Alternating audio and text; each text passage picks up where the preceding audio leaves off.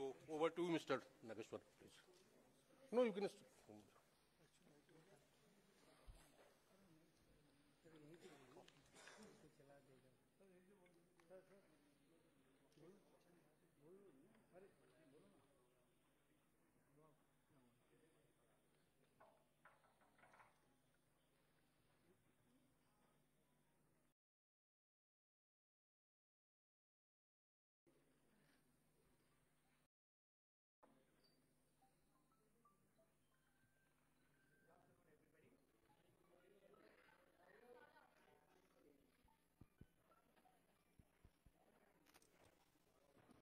Good afternoon, everybody. Can you hear me well? So we just spent 1 month of 2023, so you still have 11 more months to go. So I wish you all a very happy and healthy rest of 2023. This morning, we had the International Monetary Fund release its World Economic Outlook update. And they maintained India's GDP forecast or estimate for current financial year at 6.8, next financial year at 6.1, and importantly, for 24-25, they kept India's real GDP growth forecast at 6.8%. So they show an acceleration of India's GDP after a slight dip, which they estimate for the next financial year. In fact, the presentation today is going to focus on this aspect, that India's GDP growth is poised to do better in the remainder of this decade, and that is the focus of this economic survey itself.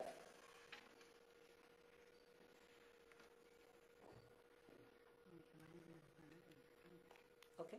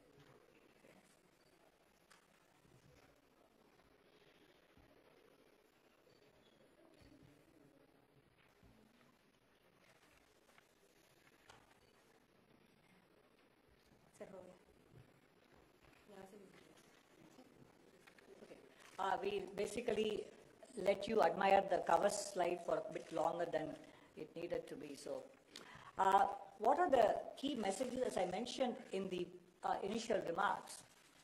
Why is the economic growth going to perform better this decade, remainder of the decade? And what the reforms of the last 8 years have done to make sure that happens? And beyond 2030, what will be India's medium-term growth magnets? And finally, as we look ahead to 2047, what else and what more we could do to realize India's full potential in the Amrit Kaal? And if you look at the, is it moving properly on the screens? Okay, thank you. The survey looks ahead to the medium term because the pandemic response and recovery phase is over. In fact, Chapter 1, the title itself says, State of the Economy, Recovery Complete. And therefore, after a long time, we have banking, non-banking and corporate sectors with healthy balance sheets, and they are ready to borrow and lend and invest. So we don't have to speak about pandemic recovery anymore. We have to look ahead to the next phase of India's economic growth process. So why is economic growth going to be better this decade? In order to look ahead to the future, we always have to first look back at the rearview mirror. Let's rewind the tape a little bit. What happened in the first decade of the millennium was a lot of optimism about BRICS economies. By 2002, balance sheets were lean and mean. Companies were willing to borrow, invest, banks were willing to lend. So leverage ratio in the corporate sector and in the overall non-financial private sector rose very sharply in the first decade.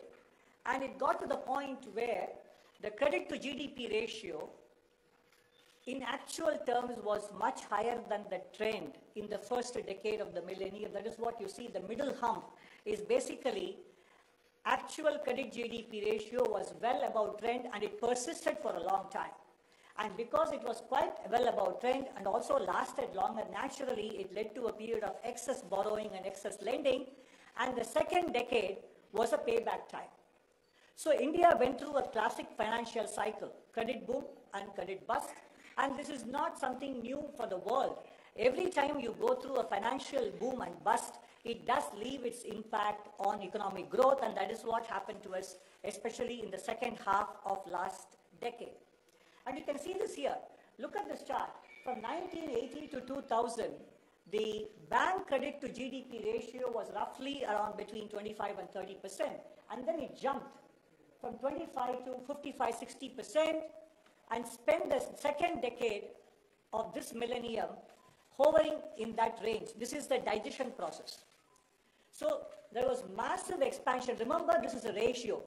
GDP went up, but the bank credit expanded even more than GDP growth, and naturally such a big spike within a space of 10 years, what we could not achieve in the previous 20 years, naturally had to lead to some kind of a credit indigestion problem, which had to be adjusted in the second decade. And now that process of indigestion that has been sorted out and the balance sheets are repaired now, and banks' non-performing ratio, whether it is scheduled commercial banks in general or public sector banks, they are lower now. And you can see that also banks have done so partly through recapitalization, raising fresh equity, and also through higher provisioning. So bank balance sheets are repaired, and that is why you see that in the credit growth picking up. You look at credit growth across sectors, agriculture, industry, services and personal sector, housing loans and car loans, etc. The growth rate is now sustainably above double digits.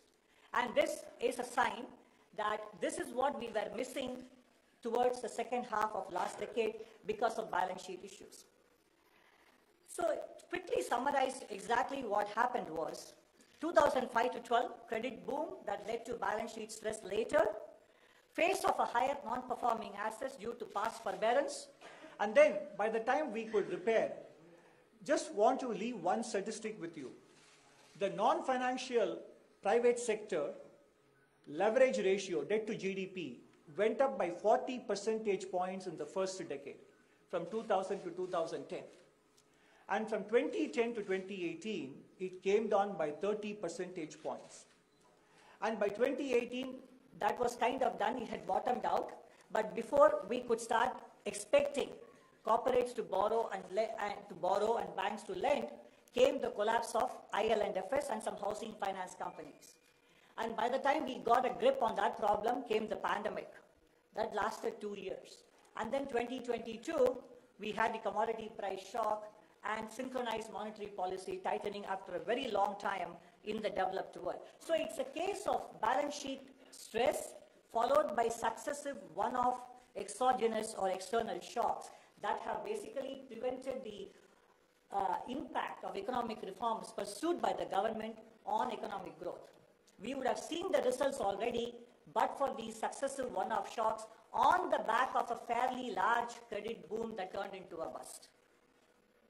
The reforms of the last 8 years, which I just now mentioned to you, basically spans multiple dimensions. It is not purely about economic reforms for higher growth.